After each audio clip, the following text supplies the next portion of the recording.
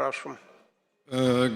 Dėkoju, gerbiamas pirmininkaujanti. Tai mano klausimas būtų gal ne visiškai susijęs su šita tema, bet apie tai.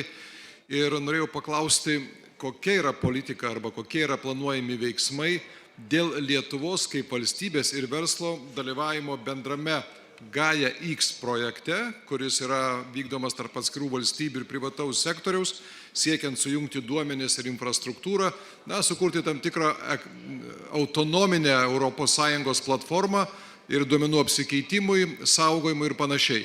Daugelis Europos valstybių dalyvauja, bet Lietuva kažkodėl šitame projekte nedalyvauja, nes tai europinis ir jos nepriklausomumo duomenų užtikrinantis bendra valstybinis projektas.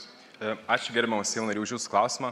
Apskritai kalbant apie skaitmeninę ekonomiką, kuri dabar dažnu atveju pereina ir į dirbtinio intelekto ekonomiką, tai tikrai Lietuvą pozicionuojam kaip centrą, ne tik centriniai rytų Europoje, bet ir Europoje apskritai su savo iniciatyvomis.